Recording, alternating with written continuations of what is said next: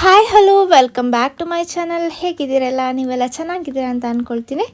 ಇವತ್ತಿನ ವೀಡಿಯೋದಲ್ಲಿ ನಾನೊಂದು ಚಾಕ್ಲೇಟ್ ಗನಾಶ್ ರೆಸಿಪಿ ನಾನು ಇವತ್ತು ತೋರಿಸ್ಕೊಡ್ತಾ ಇದ್ದೀನಿ. ಇದನ್ನು ನಾವು ಬೇಕಾದರೆ ಏನು ಕೇಕಿಗೆಲ್ಲ ಐಸಿಂಗ್ ಮಾಡೋದಕ್ಕೆ ನಾವು ಯಾವ ರೀತಿ ವಿಪ್ಪಿಂಗ್ ಕ್ರೀಮ್ ಯೂಸ್ ಮಾಡ್ತೀವೋ ಅದೇ ರೀತಿ ನಾವು ಈ ಕ್ರೀಮ್ನ ಚಾಕ್ಲೇಟ್ ಗನಾಶ್ನ ನಾವು ಯೂಸ್ ಮಾಡಿಕೊಂಡು ಐಸಿಂಗ್ ಮಾಡ್ಕೋಬೋದು. ನೋಡೋಣ ಬನ್ನಿ, ಸಿಂಪಲ್ ಆಗಿರೋವಂಥ ಒಂದು ಇವತ್ತಿನ ವೀಡಿಯೋ ಅಂತ ಹೇಳ್ಬೋದು. ಯಾರೆಲ್ಲ ನನ್ನ ಚಾನಲ್ಗೆ ಹೊಸ ವ್ಯೂವರ್ಸ್, ಚಾನಲ್ನ ಸಬ್ಸ್ಕ್ರೈಬ್ ಮಾಡ್ಕೊಂಡು ವೀಡಿಯೋ ನೋಡಿ. ಮೊದಲಿಗೆ ನಾನಿಲ್ಲಿ ವಿಪ್ಪಿಂಗ್ ಕ್ರೀಮ್ ತೊಗೊಂಡಿದ್ದೀನಿ. ನೀವು ಬೇಕಾದ್ರೆ ಫ್ರೆಶ್ ಕ್ರೀಮ್ ಕೂಡ ತೊಗೋಬೋದು. ವಿಪ್ಪಿಂಗ್ ಕ್ರೀಮ್ 100 ಗ್ರಾಮ್ಸಷ್ಟು ತೊಗೊಳ್ಳಿ.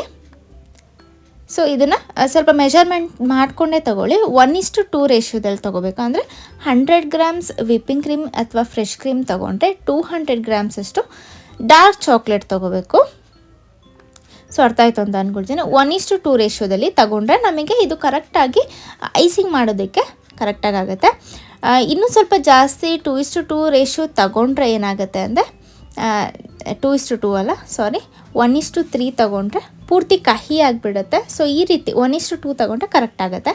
ಸೊ ಈ ರೀತಿ ಒಂದು ಡಬಲ್ ಬಾಯ್ಲಿಂಗ್ ಮೆಥಡಲ್ಲಿ ಇದನ್ನು ಮೆಲ್ಟ್ ಮಾಡಿಕೊಂಡ್ರೆ ಸಾಕು. ಇಷ್ಟೇ ಸಿಂಪಲ್ ಆಗಿರುವಂಥ ಒಂದು ರೆಸಿಪಿ.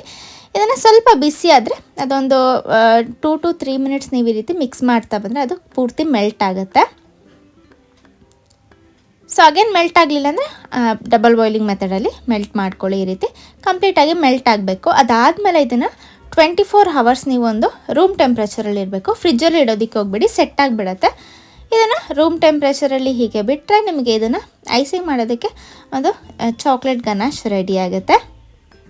ಸೊ ನೋಡಿದ್ರಲ್ಲ ಇವತ್ತಿನ ರೆಸಿಪಿ, ಇವತ್ತಿನ ಒಂದು ಚಿಕ್ಕ ವಿಡಿಯೋ ಅಂತ ಹೇಳ್ಬೋದು. ನಿಮಗೆಲ್ರಿಗೂ ಇಷ್ಟ ಆಯಿತು ಅಂತ ಅಂದ್ಕೊಳ್ತೀನಿ. ಯೂಸ್ಫುಲ್ ಆಗಿದ್ದರೆ ಈ ವಿಡಿಯೋನ ಲೈಕ್ ಮಾಡೋದನ್ನು ಮರಿಬೇಡಿ. ಹಾಗೆ ನನ್ನ ವೀಡಿಯೋಸ್ಗೆ ಹೀಗೆ ಸಪೋರ್ಟ್ ಮಾಡ್ತಾಯಿರಿ ಹೀಗೆ ಅಂತ ಹೇಳ್ತಾ ಈ ವಿಡಿಯೋನ ಎಂಡ್ ಮಾಡ್ತಾಯಿದ್ದೀನಿ. Thank you for watching.